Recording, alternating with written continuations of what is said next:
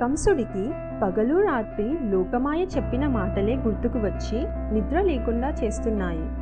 నీకు చావు తప్పదు, నిన్ను సంహరించేవాడు వేరే చోట పెరుగుతున్నాడు.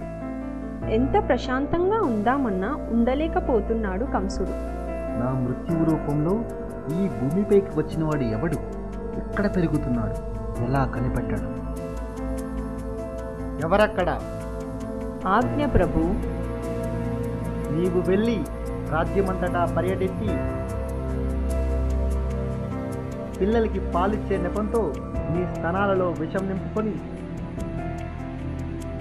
కొత్తగా జన్మించిన మగపిల్లలందరినీ సంహరించు. తమ అనుజ్ఞ ప్రభు. ఆ పిల్లలలో నన్ను సంహరించేవాడు ఉన్నాడని గుర్తుపెట్టుకో. జాగ్రత్తగా ఉండు. ఎట్టి పరిస్థితుల్లోనైనా ఆ బాలకుడిని కూడా సంహరించిన తర్వాతనే నీవు తిరిగి ఇక్కడికి రావాలి. అర్థమైందా? తప్పకుండా ప్రభు. నాకు వేరే చెప్పాలా? నేను ఆ బాలుని సంహరించిన తరువాతనే నేను మీకు మళ్ళీ కనిపిస్తాను. సెలవు ప్రభు. మంచిది, వెళ్ళిరా. కంసుడి దగ్గర సెలవు తీసుకుని బయలుదేరింది పూతన. తనకు తాను ఓ అందమైన యువతిగా మారిపోయి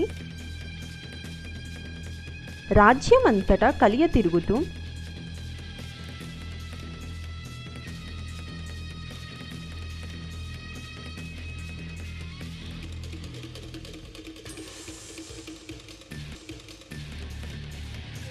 కనిపించిన మగపిల్లలందరినీ తన విషంతో సంహరించసాగింది. చివరకు బృందావనానికి చేరుకుంది పూతన.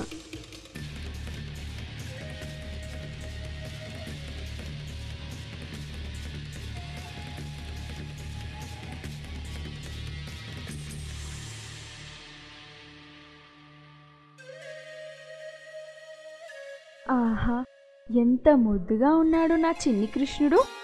చూడగా చూడగా నాదిష్టే తగిలేలా ఉంది. ఆ కళ్ళు, ఆ రూపం ఎంత ముద్దొస్తున్నాయో. ఎంతటి అందగాడో అంతటి అల్లరి పిల్లవాడు నా కన్నయ్య.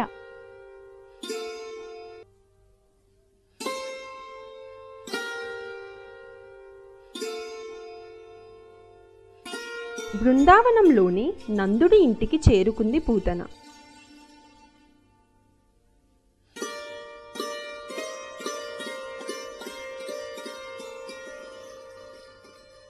శ్రీకృష్ణుణ్ణి చూసి, ఆహా, ఎంత అందంగా ఉన్నాడు ఈ పిల్లవాడు. ఇతడిని చూస్తే చంపబుద్ధి వేయటం లేదు. కాసేపు అన్నీ మరిచిపోయి హాయిగా ఆడుకోవాలనిపిస్తుంది. వెంటనే ప్రభుకార్యం గుర్తుకు వచ్చి,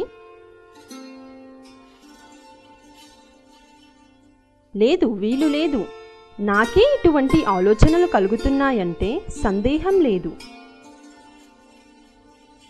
వీడే మా ప్రభుని సంహరించడానికి వచ్చినవాడు. వీరిని సంహరించి నా స్వామి భక్తి నిరూపించుకుంటాను అని అల్లరిగా నవ్వుతున్న శ్రీకృష్ణుణ్ణి చేతిలోనికి తీసుకుంది. ఏ బాలక, ఎందుకంత నవ్వుతున్నావు?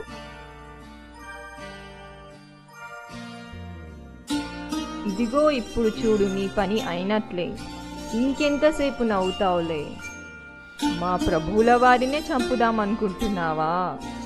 వారి సేవకురాలినైన నా చేతిలో నుండి నువ్వు తప్పించుకోలేవు. ఇంకా మా ప్రభువునేం చంపుతావు? ఆ బాలుడిని పాలు ఇవ్వడానికి దగ్గరకు తీసుకుంది పూతన. ఆ సమయం కోసమే చూస్తున్న శ్రీకృష్ణుడు తాను కూడా పాలు త్రాగే నెపంతో రక్తానంతా తీసేసి పూతన ఆయువుని కూడా తీసేసుకున్నాడు. ఊరి నాయనో, ఈ పిల్లవాడెవరో నా ప్రాణం తీసేస్తున్నాడు. కాపాడండి, కాపాడండి అంటూ పెద్ద పెద్దగా అరుస్తూ పూతన తన నిజస్వరూపంతో నేల కొరిగిపోయింది.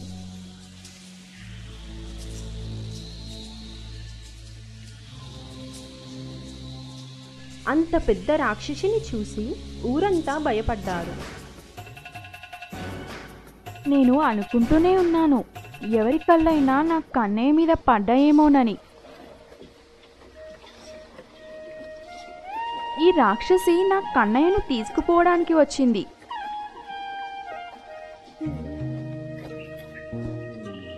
మంచి పనైంది, చచ్చిపోయింది. ఇక నుంచైనా నా కన్నయ్యను జాగ్రత్తగా చూసుకోవాలి. అలా అనుకుంటూ శ్రీకృష్ణుని గాఢంగా గుండెకు హత్తుకుంది యశోద.